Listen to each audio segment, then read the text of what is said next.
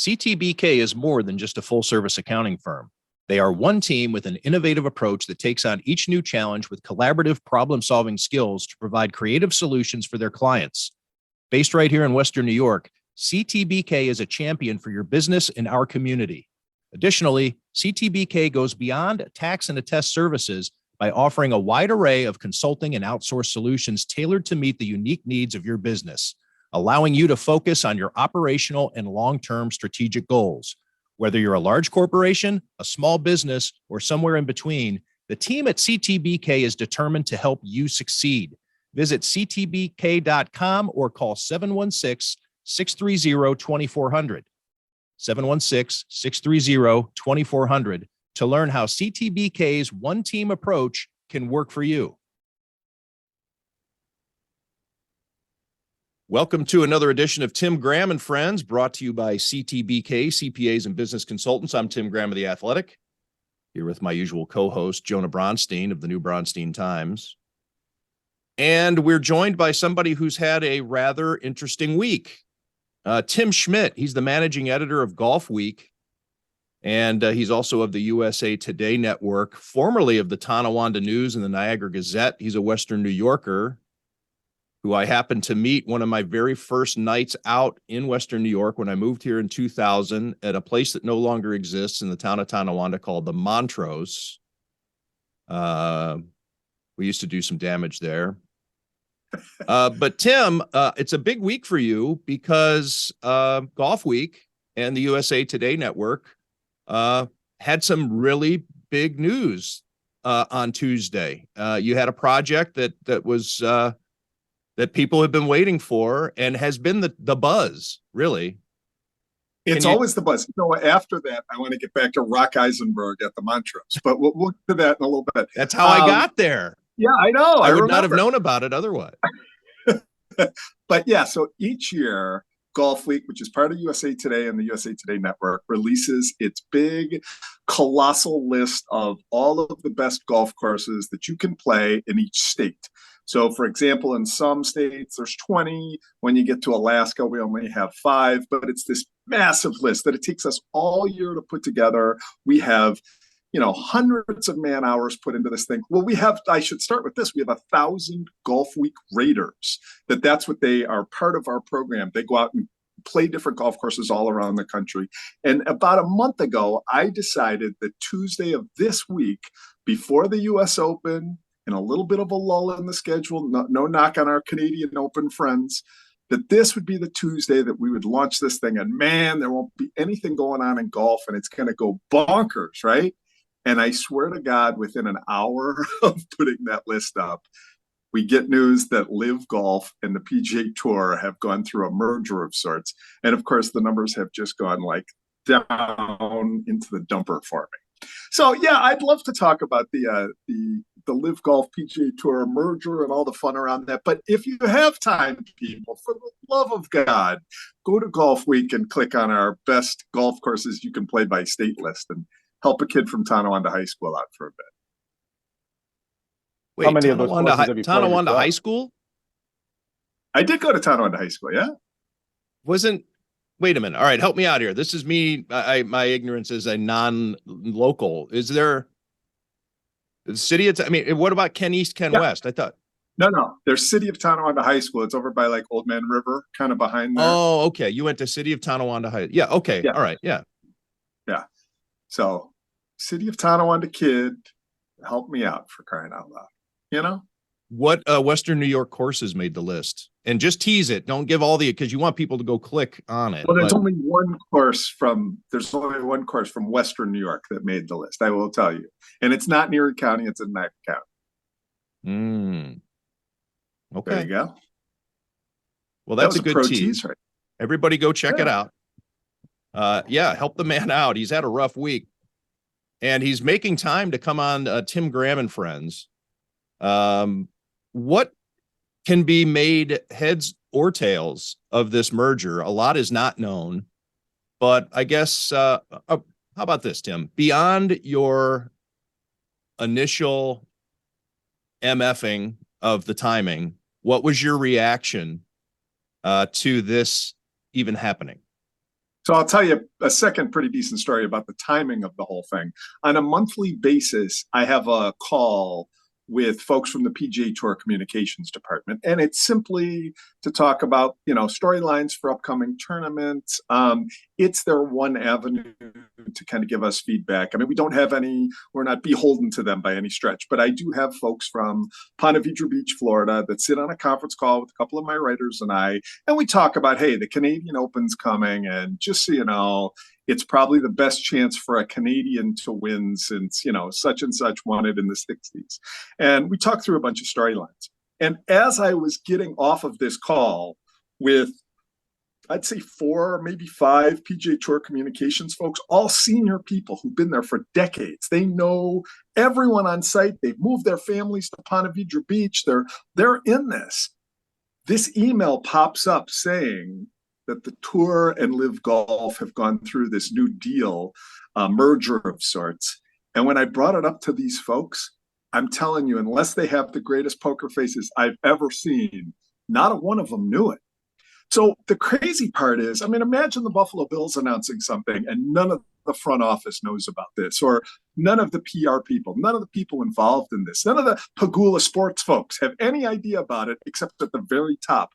That's unheard of. That's not how sports works. So what that shows me is this really was a handful of people that purposely didn't want other people included in the conversation. And to be honest with you, from vetting it out a little, from talking to folks on all sides, I mean, it really comes down to dollar figures. As sad as this is, it doesn't sound principled any longer. It doesn't sound like it's something that was thought out about legacy and a lot of the things that the PGA Tour had kind of been feeding players to stay with them. It sounds like it became a negotiation of sorts over just straight money. And at the end of all this, it's really kind of deflating for me personally, because it's been such a battle. I'm very much a centrist in my life in terms of politics. Matter of fact, I used to have a radio show up in Niagara County that was basically called Stuck in the Middle with Tim Schmitt. I really am a centrist, but to watch the politicizing of this whole thing, LIV is very much a right-wing thing. The PGA Tour has stayed very much a left-wing thing. To see the way that this has kind of taken two sides and brought issues about far bigger things than golf, and all of a sudden to just bring it down to dollars and cents is really kind of sad for me after following this for 2 years now. It's a lot of wasted energy. And you mentioned, obviously you're the managing editor, and that means that you have editorial control over your product, or at least a heavy influence, but you don't write columns. But you do have people on your staff who have put their opinions out there, and you're constantly interviewing people on this topic. And it seems like, well, what a waste. It's almost a betrayal of your time and commitment, regardless of whether you're on one side or the other, but just kind of like, what were we all just going through the motions here? Were we all being played? Is actually a legitimate story angle that's happened over the last couple of days as people try to digest what's transpired. Was it all for show? And it just makes you sit back and think, what a waste. I look at someone like Rory McIlroy. Okay, he has become such a staunch defender of the PGA Tour, or Tiger Woods, who apparently found out about it either the night before or the morning of the merger. What they did to kind of uphold this, sacred PGA Tour, and we can go back and forth on that too. Is there really any, when we look at professional sports, is it all just window dressing anyway? You know what I mean? The history, the pageantry, a lot of it's for show anyway. So, but the fact that these guys did step up, you say, oh, well, they must be the ones hurting through all this. Well, no offense, but Tiger Woods and Rory McIlroy aren't hurting no matter what. In my eyes, it's these mid-level players who maybe miss their one opportunity at a huge cash grab that have to be the ones that are really seething about this thing. Rory McIlroy is going to live a very, very comfortable life no matter what happens. But if I'm the number 75 player in the world, or the number 120 player in the world, and they offered me $12, $15, $20 million, and I had the belief in myself that I could stick this through, be a PGA Tour player, be someone who could be, win one or two tournaments a year, which in this day and age is all you need to do to live very comfortably. That's putting a lot of faith in myself and also believing in the system that you're putting in front of me. If this whole thing changes now, and a lot of these LIV players are back in the mix for tournaments, or other things are put together where we have LIV players playing PGA Tour players, and there aren't as many opportunities for me as that mid-level player, man, am I pissed off. Honestly, I am a very angry person at this point. And so when I look at it like that, I'm not worried about the guys at the top. I'm very worried about those guys who really this maybe was their one chance. And there's another layer beyond this. I'm sorry, Joan, I just wanted to make this point because I think it relies heavily on what Tim just said. That's all the business stuff of it too. There's also the layer of God and country, which was a very big part of this discussion. And again, not to pick a side, but there is belief of, I don't want to be involved in something that's backed by the Saudi government, and you can take a deep dive into what that money has funded in the past, and Jamal Khashoggi and 9/11 and all these other things. And you can say, I can in good conscience as an American or as somebody, a Christian, I don't know, whatever but it wasn't just, I believe in the PGA. It went a lot deeper than that. And those people who stood up for their principles now are at a situation where they're forced, perhaps, we don't really know how this is all going to shake out on the 72 versus the 54 and all that stuff. And, whether who's going to play where and the team, and maybe you play both, maybe you seamlessly go back and forth. I don't know. But those players too have to feel like they have been compromised. But like you said before, what was this for? I mean, what we did was rile a bunch of feathers up here for nothing. We got people to talk about topics and angles and pieces around this that, we all felt we were taking a stand of some sort about. And at the end of it, it really comes down to, now it feels hypocritical that anything that the PGA Tour folks said was about legacy and upholding those standards. And because as soon as the dollar amount got high enough, or as soon as they got to a point where they felt they should be part of this, they switched sides. So, I mean, the fact that it not only did it stir this whole thing, cause this whole fight, but the complete meaningless piece of this, imagine Donald Trump at the end of 4 years of another presidency turning because he can't ever win again and saying, you know what, I was just kidding, I'm a Democrat, ha ha ha, and walking out of the room. I mean, the people who had been on his side would just be seething, and so that's how those folks feel at this point is, look, you told me you're standing up for something, and whether it's the rich players, whether it's people who just thought they were defending through their Facebook comments and their allegiance. I mean, I've had so many people tell me this week, I'm done with golf, or this was, I told you this was going to happen. And it all happened for nothing. It all happened because, in my eyes now, not because the PGA Tour folks were worried about where the money was coming from, but they were upset about where the money was going to, and they weren't part of it. And as soon as they were a big enough part of it, they switched their sides on that. That's really sad. Being out at the PGA Championship in Rochester last week and even watching other majors on television, it's palpable how much this LIV golf issue affected the image and popularity of certain golfers and created rivalries. And you can just tell people had chosen sides and made certain golfers into heroes and certain golfers into villains. How much of that do you think will continue and follow these players into their careers, or does this merger eventually merge us back to how we watch golf and view the players? It's a good question. I think that we're going to see varying degrees. I mean, at the end of the day, I don't know that Phil Mickelson ever completely rehabilitates his, the legacy that he had. He just has come across as someone who's abrasive, and the fact that he knew what he was getting into and said so right in the beginning, and essentially just said, well, I'm creating money opportunities and taking a big cash grab for myself. I think that's irreparable. You get guys like Brooks Koepka and others who were still among the most likable in the room, even after they left for LIV Golf. Brooks, his PGA Championship notwithstanding, was still one of the better players, was one of the more popular guys. I think that they will assimilate if they want to, if that's the way this whole thing works out. Remember, none of this has been decided. Essentially, from what I've been told, was the story was starting to leak out, and they didn't want to have this leak out during the week of the U.S. Open, so they got in front of it, and that's why it was done so haphazardly. This was not planned to happen at this timeline right now. But with the U.S. Open next week, they thought that this might come out, and it would have just drawn a lot of attention. But if that is the route that they decide, hey, look, a guy like Brooks Koepka, who I think is pining to get back in the PGA Tour. I think he made a quick decision, a rash decision when he thought he was injured. He didn't think he had a lot of paydays in front of him any longer. I don't think he's one of these guys who thought it through. A guy like that's going to be welcomed back, I think, pretty quickly. Now, the Phils of the world, maybe even, a couple others. Pat Perez is one, and I know, Tim, since you're not a huge golf wonk, but Pat Perez is this guy who is such a fringe player and badmouthed LIV at first, and then as soon as they put a $40 million offer in front of him, he turned and said, "I love LIV golf," and you just go, "What a phony!" Obviously, I don't know if guys like that will be welcomed back as quickly. So I think there will be varying levels of this.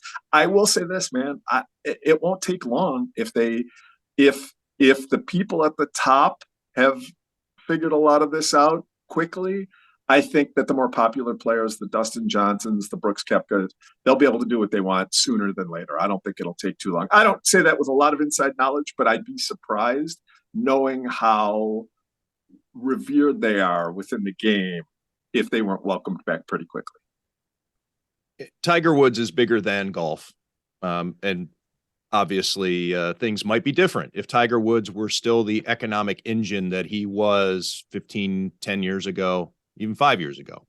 But with the slowing of that Tiger Woods economic engine, COVID and PGA having to draw on some reserves, and it's been in a weakened state, do you think things would be different if Tiger Woods were still the force that he was in terms of this merger? Because could the PGA then say, we have our core and his name is Tiger Woods and we don't need LIV, but now it's shifted a bit? No, personally, I don't. And I'll tell you why. Tim, you're in an industry, you're in a medium right now that still is asking for clicks and page views and, what resonates. You have to look at metrics. And I can tell you from our end, if we publish a Tiger Woods story, a Tiger Woods son story, it's the number one thing on our website almost any day of the week. So he still has that cachet, and he is still, even the few tournaments that he shows up at, his name brand is so big that it still helps the PGA Tour in multiple ways. The fact that he stuck with them was helpful. But here's the kicker is golf is healthier than it's ever been. COVID was great for golf. COVID, manufacturers can't keep stuff in stock. When you look at resort properties across the country, Bandon Dunes and some of these big resort properties, you can't even get in for this year and most of next year. They're booked up solid. Golf is going through a huge boon right now, and it's because of COVID and because of a couple of other things, but largely because of COVID and the social distancing kind of got people back into the game. Some other things have helped with it as well. If they couldn't handle that at this time, this really just comes down to the fact that the seemingly bottomless pit that the Saudis could draw from financially was eventually going to win. It doesn't matter what the circumstances are. Doesn't matter what players they had in this pipeline. The PGA Tour has been funded through a normal business model of bringing sponsorships in, bringing television revenue in, bringing gate receipts in, putting those all together and figuring out what the percentages that they can pay players and still get by and make money for everybody. And the Saudis came in with a, bottomless pit and said, it doesn't matter what it's going to take. We're going to add more and more and more and more and more money. I don't think any time period would have mattered on this. I don't care if it was Jack and Arnie. I don't care if it was Tiger and Phil. It really was about the financial component of this. Even at a time when it's successful, nobody can withstand that. If the Saudis decided to make an NFL 2 that was billions and billions and billions of dollars, eventually they would win that war because they have more money than the NFL does, which is even crazy to think about. But so it really just came down to the money. Didn't matter who the players were. Was there any way that this LIV controversy and the curiosity surrounding it kind of helped golf as an entertainment product, because it put it on the front page of the paper and national news and the A block and things like that, any publicity is good publicity. And even if this was maybe a negative storyline, it seemed to make golf feel like a bigger deal when it was buzzing the way it was at certain points in the last couple of years. Well, let's go back to the metrics. I mean, Tuesday was the biggest day in Golfweek history by far, by like 40%. Because of the state rankings. Yeah, I know. Damn it. It was supposed to be the rankings. And instead it's this damn LIV merger. But yeah, I mean, and let's go a step further. It's controversy. And as Harry Higgs, who's one of those borderline players that I talked about before, and just a great interview, as he told me once, probably 6 months ago, the biggest problem with the PGA Tour right now, this is pre-merger, was that LIV Golf took all the assholes. I mean, and really, at the end of the day, that, look, we hate Bill Belichick, but nobody misses the Patriots-Bills game. You know what I mean? When they're playing Seattle on a Thursday, and yeah, of course we're going to watch, but we're not having the same watch party. I mean, the fact that there was so much animosity toward these players, Phil, and then to see them come back and play in the Masters against the PGA Tour players, this has been a huge success for golf all the way around. Really, it has. It's drawn eyeballs. I mean, I get text messages from people who never cared about golf before asking me about LIV. And now the problem with that was, I don't know that the LIV golf component mattered. And I could tell you again from metrics, we would write stories about the winner of the LIV golf tournament, and it did 27 people in crickets. And I could have tweeted pictures of my dog. It wouldn't have mattered. Nobody was gonna like that story. But so that was the problem, is the long-term viability of the actual product I don't know about. But the ramping up of the hatred and the sides in this. And again, remember, golf's such an odd sport that you're an individual. There's no team aspect to it. It's hard to hate against people just for the sake of hating against them. Usually you find someone you like. I mean, I live here in Texas.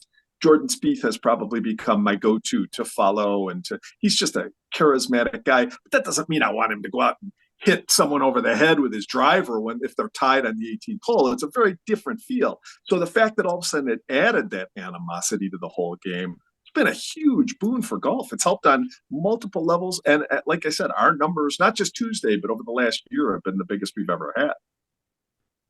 Do you have any guesses or predictions or wants or what you would hate to see happen as these merge together from a competitive standpoint? And you're talking about the world rankings, 54 holes versus 72, the team aspect of it. What in I guess now dream scenario, everything's on the table because we don't know.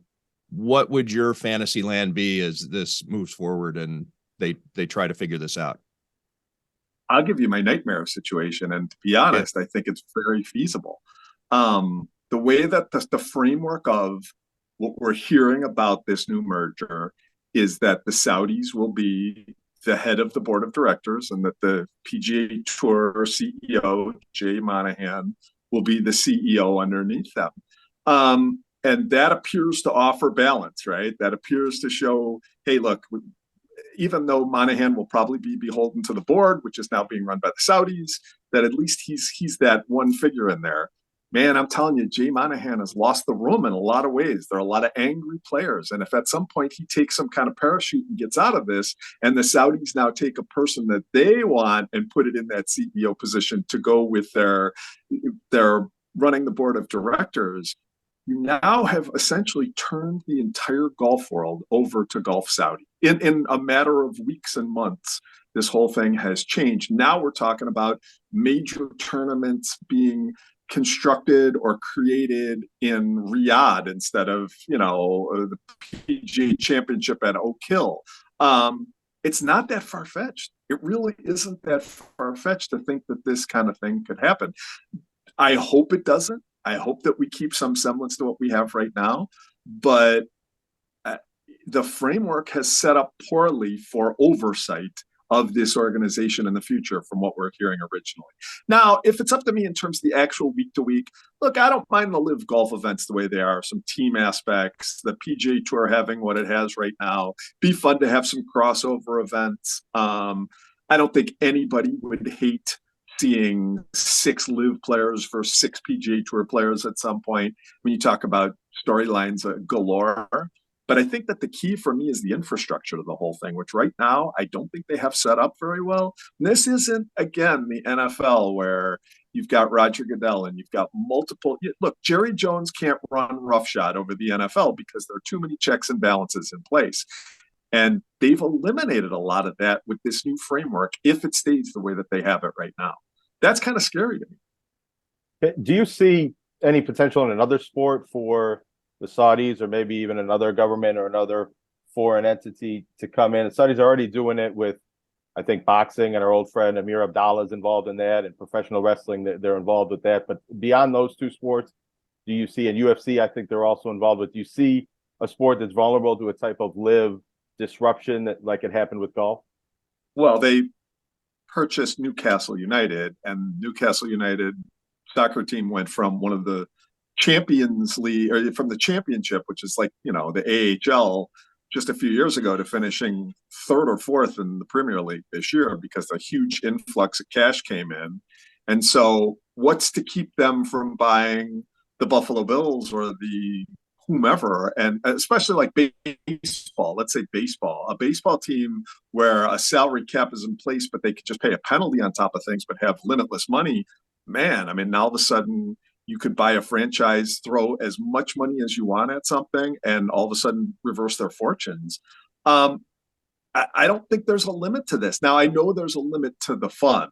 It's billions and billions, but there is a limit. And from what I've read on multiple layers, even though they're throwing money around like crazy, that they really are very focused on getting a return eventually for some dollars. So I don't think that the Saudis are just going to throw money at anything and everything just to do it.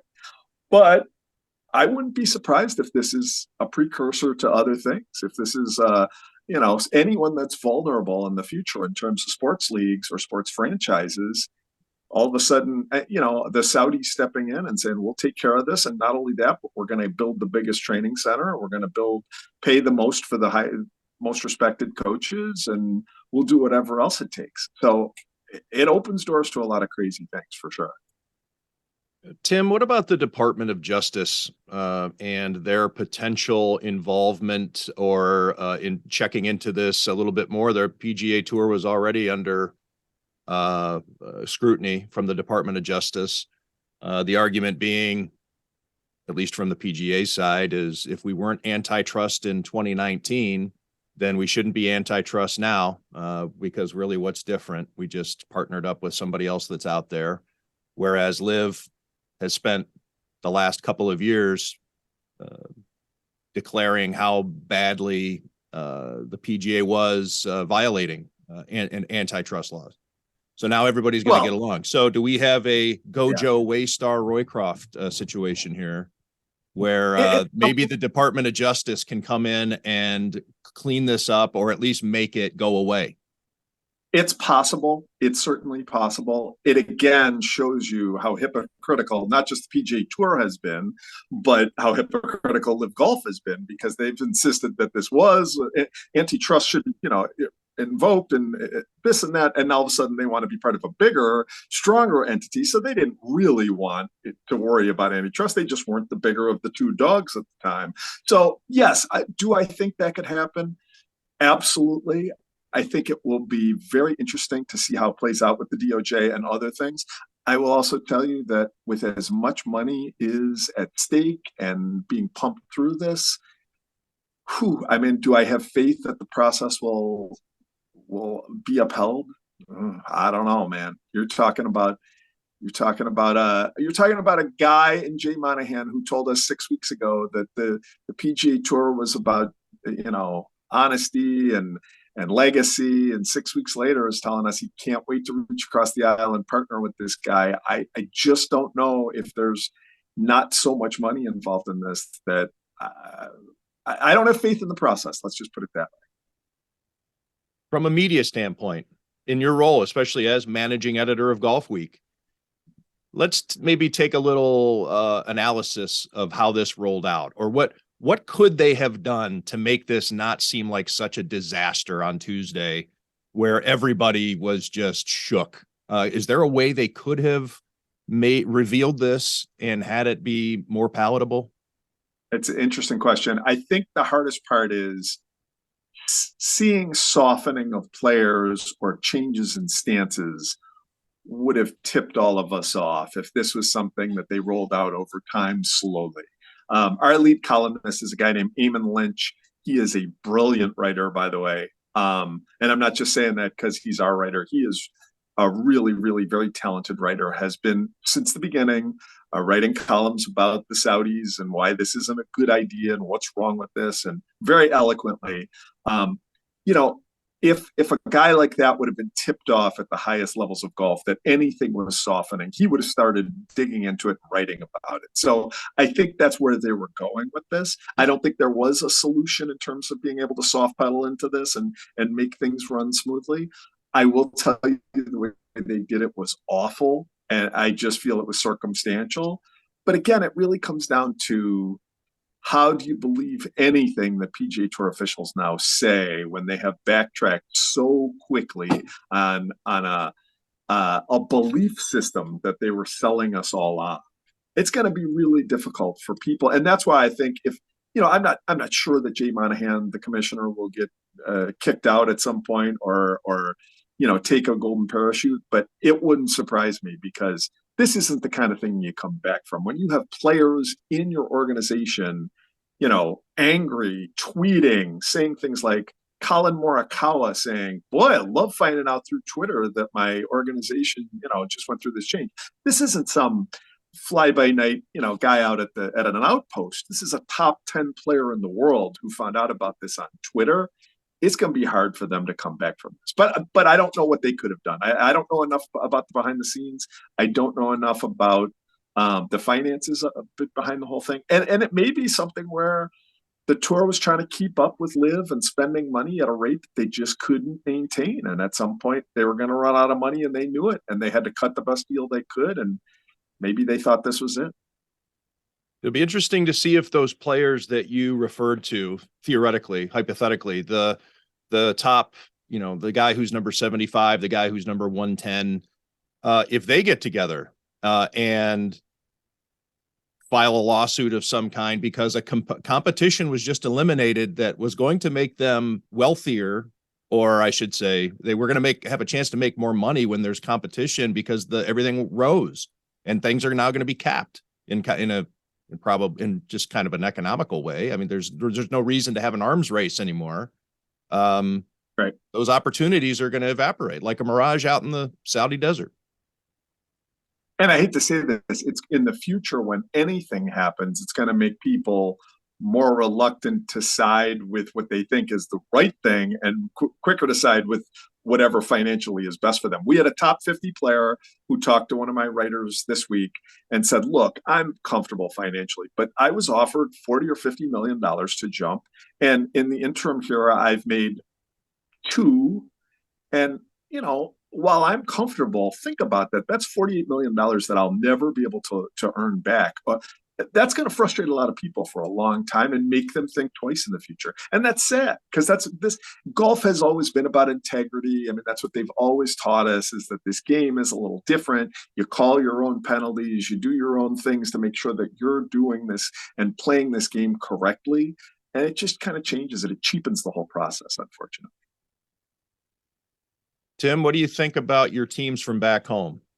As somebody who watches from now hundreds of miles away in Austin, Texas, how do you feel about the Bills and the Sabres while we have you here on the podcast? Great question. Well, in my time at the Gazette, when I was really covering the Bills, and you were around, Tim, it was just so difficult. It wasn't fun. I tell people this all the time. I just lost my zest for the Bills completely. Being away, actually, we have an Anchor bar that opened up about 4 miles from my house where 200 people go and watch the Bills. Good or bad? What's that? It's good. Well, because Yeah. you know how Anchor Bar is a No, divisive brand here in Western New York, right? of course, of course. You know what? What they did in the Round Rock uh, Anchor Bar is amazing. They put a lot of 716, and then the local area code is 512, and there's pictures of Thurman Thomas and Ricky Williams, and it's a whole thing where they have both Texas and Buffalo. The food is solid. The one thing I will tell you is because they can't get Kimmelwick rolls sent that will be fresh enough, they actually make them themselves. So they have fresh beef on weck, which is better than their wings, if you ask me. So anyway, it's great that the Bills all of a sudden are that team that we remember back in the '90s, and you know that made that turned things around for the whole city decades ago. When I was a young kid, I mean, the We're Talking Proud thing really changed the attitude of families and people who were just beaten up by Bethlehem Steel and other things. And to see that kind of happen again, and this time from afar, and watch the joy, and watch, you know, and to see Josh Allen be Josh Allen, which is something I never thought I'd say, is I think we have probably the best player, singular player in the NFL.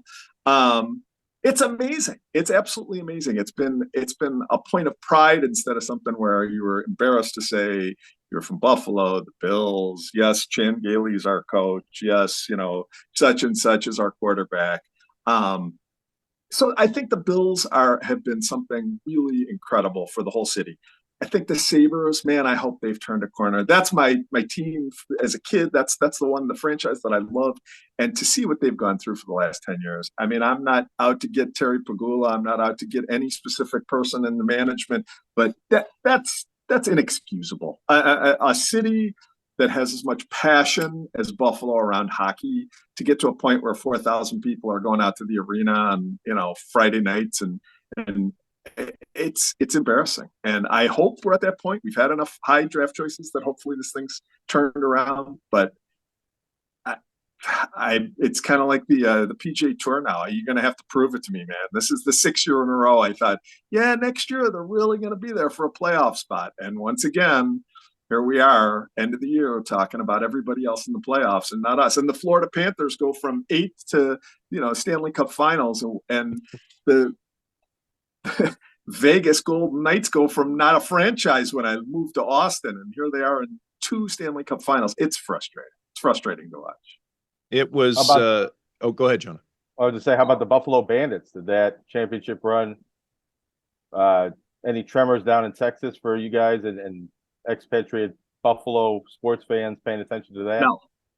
No, not a single one. But I will say this, it was fun for me to watch. You know, the difference is I moved to Arizona in my 20s, then moved home for a long time, and now to move out to Texas and be able to watch everything is amazing. I mean, you know, Jonah and I chat back and forth, and I'll be watching, you know, Niagara women's basketball on ESPN Plus, and he's like, you know, I'm not watching Niagara women's basketball. So that's fun, is that I watched every Bandits game the whole year long. I texted buddies who were at the game, and it was a great run. Last time they won it, I was on the field covering it for, you know, down at the arena covering it for the Niagara Gazette. So that was fun. And hopefully that's a precursor to the Sabres turning it around. It seems like cities go in cycles, right? I mean, what's happening in South Florida, what's happening in Colorado, Buffalo's had those kind of rises and falls as well, and let's hope that that's another piece of this.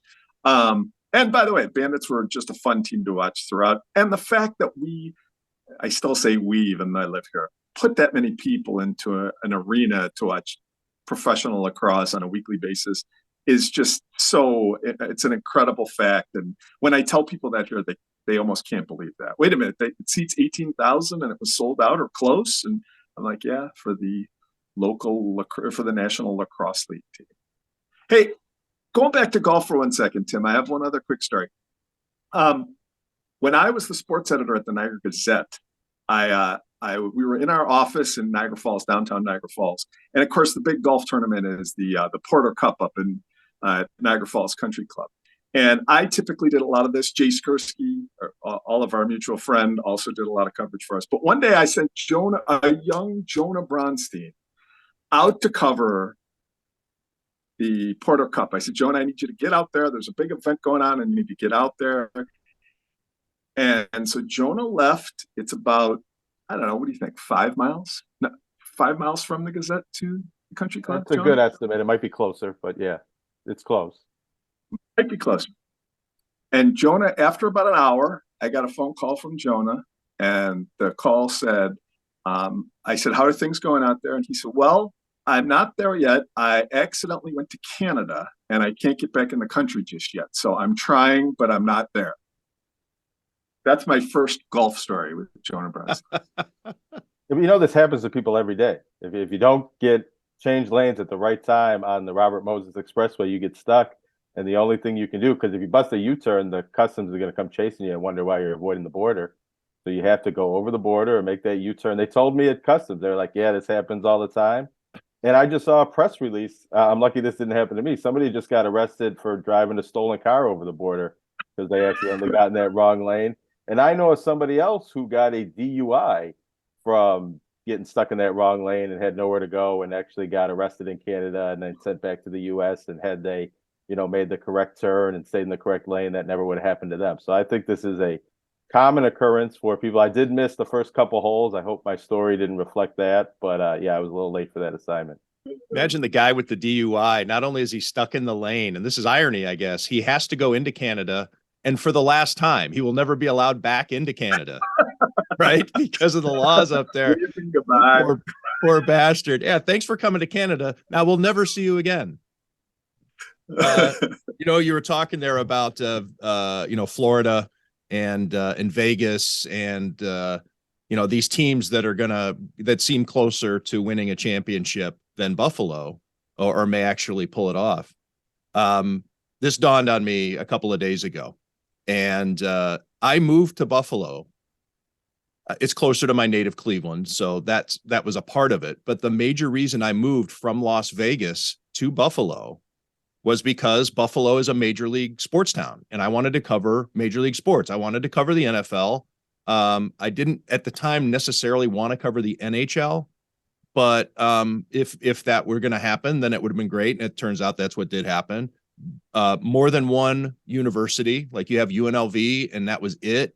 And so the reason being is that Vegas was never going to be a major league city. And that's not my guess. That was stated as fact by all four commissioners. The governor knew it. The mayor knew it. The newspapers knew it. The population knew it.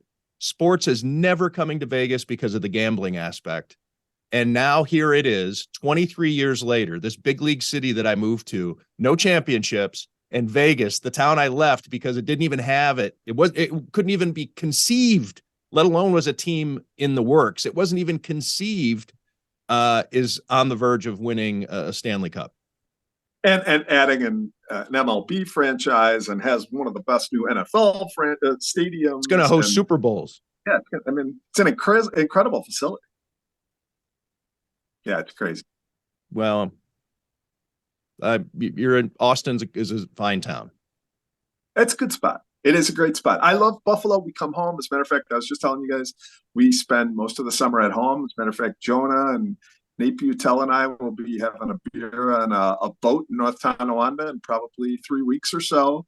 And summers in Buffalo are amazing, but our time in Austin has been pretty special too. Going to a Texas Longhorns football game, as bad as they've been the whole time I've been here, is very much has a very similar vibe to going to a Bills game in terms of the intensity and the people and the tailgating. So it's made me feel like home for sure. I've seen the pictures on Facebook. They're impressive. And I've heard nothing but great things about Austin as one of the great cities. I've never been, but it really is. I mean, it's a great spot. It really is. I will say it's getting a little big for its britches now, but it's definitely going through some changes. Things have changed so quickly. So much money's been pumped in that a lot of things have definitely changed over even just the 8 years I've been here. But you should come down, man. It's always a fun time. I had a friend who lived there, and one of my favorite lines that she said was, "Austin is so great, you almost feel like you're not even in Texas anymore." It is the blueberry and the tomato soup. That's what they call it.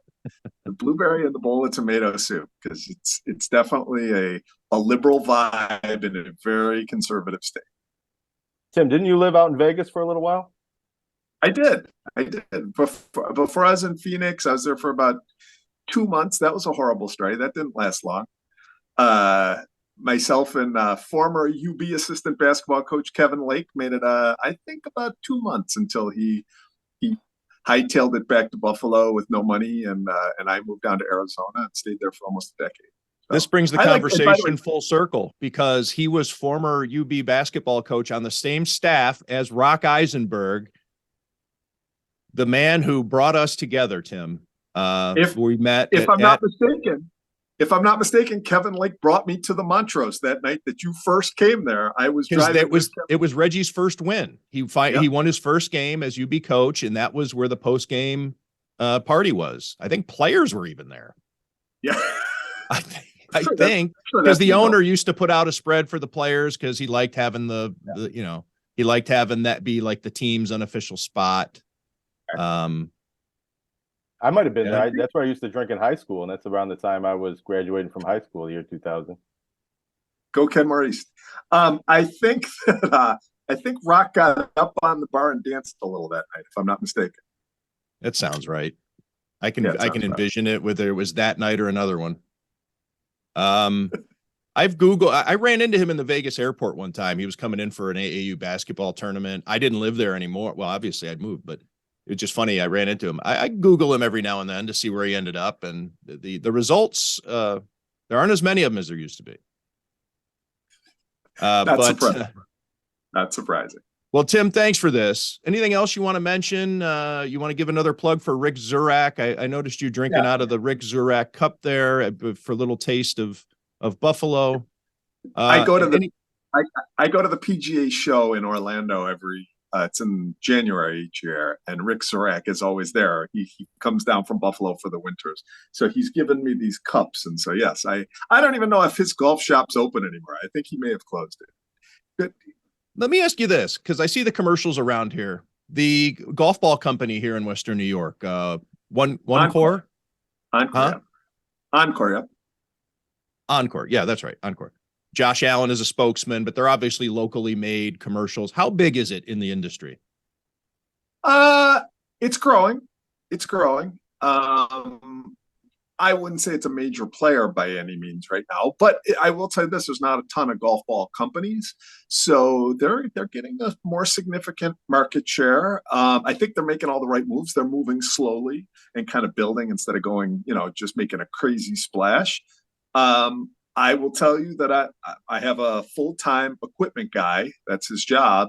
And when he brings it up every time, he'll say Encore, and then he'll always say Buffalo, New York, just like Tim. And so I think that I've heard their name in conversation consistently over the course of the last year or so. And hopefully they become a bigger and better player in the future. How much does Josh Allen's sponsorship help that company? And along the same lines, like Josh Allen was a key figure in the PGA presentation for being a famous football player who's a golf fan. Like how big of a golf personality has Josh Allen become? Yeah, I mean, a little. I'll be honest, when we do numbers on things like celebrity stories, NFL crossover doesn't do huge for us. Even Tom Brady, when he was playing in those matches, it doesn't do a huge number for us. So I think people enjoy it. I think it's cool. People like Josh Allen for sure. He's a very likable guy. But like that story played much bigger in the Western New York market when he was out at the PGA Championship than it did anywhere else. I mean, I think the fact that he and Boeheim got together for a little bit, that was kind of a cool thing, and people were talking a little about that. The one with him and Von Miller, a blip nationally, where when those guys are talking football, or there's something before the season opener when they played at the Rams. I mean, Miller and Allen were everywhere on national TV. So it's good. It's certainly not going to hurt them to have them tied to their brand, but I don't think it helps. Football players and golf are, it's nice. I don't think it's something that will build your company. I think they're doing it right, though. From what I've been told, they're doing it right. They're building slowly, and it's a good product, and that's the key. All it takes is a couple of players at the pro level to make that change, or to have them break through. A lot of times what you have to do at that level of manufacturer is you sponsor a Corn Ferry Tour player or someone at a lower level in college, And then they finally break through, you stick with them, and all of a sudden your ball becomes a little more accepted, your clubs become a little more accepted. That's what they're hoping, I would think, is that some of the players, they've been a sponsor of the Porter Cup for a bunch of years. A lot of big names go through the Porter Cup that end up on the PGA Tour. So hopefully one of those things sticks for them. That's why playing the long game makes more sense. Sounds like they need to hitch their wagon to Elliot Skursky. That's exactly it. By the way, is the smoke clear? Yeah, kind of. Well, it's kind of a dreary day today, so it's hard to tell, but it still smells. It smells like a campground outside still. No fun. No. Sorry. Well, Tim, thank you for this. I will be plugging your state rankings relentlessly. And we'll see if we can get those numbers nudged up a little bit. Appreciate it. Yes, that will be helpful. Of course, Tim Schmitt, if another merger comes through, that would also help my numbers too. So, you could help with that of some sort. It would have been nice. Yeah, the numbers are the numbers. You had good numbers, but it would be nice to have those state rankings come out on Monday. Correct. It would have. Well, Tim Schmitt, I want to reaffirm Tonawanda High School alum. It throws me off. All the Tonawandas here all the time. I know there's the Kenton schools and the North Tonawanda Lumberjacks, and Tonawanda High just threw me off. It sounded like it was fake or it went defunct or something. What's Tonawanda High's nickname? Well, you never covered the TNT game, Tonawanda NT? Oh, that's right. That's right. I do know about that series. That's true. I guess it just. I'm not going to say what our name is since it's a Native American name that I'm sure won't be the name the next time they take the field. So I see.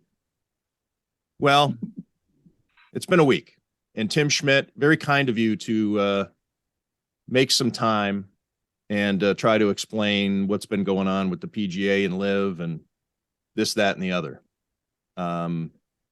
Please come back again soon. Anytime. Jonah, thank you. Anything you want to add here before we wrap up? Well, I think I got most of my stuff in. It's just nice to see Tim's guest bedroom still looking good, and he's been here. Find my straw hat there again when I'm making my way back. Jonah's been here before. Guys, thanks for this. And thanks to everyone out there for listening to Tim Graham and Friends, brought to you by CTBK, CPAs and Business Consultants. CTBK is more than just a full-service accounting firm. They are one team with an innovative approach to accounting and rise to each new challenge with collaborative problem-solving skills. CTBK goes above and beyond by lending helping hands in the Buffalo and Niagara communities through volunteer work and donations, and is partnered up with Victory Sports for 2022 to help keep kids in the community active. The professionals at CTBK are determined to help individuals and businesses succeed. Whether a large corporation, a small business, or somewhere in between, call CTBK at 716-630-2400 and see what CTBK's one-team approach can do for you.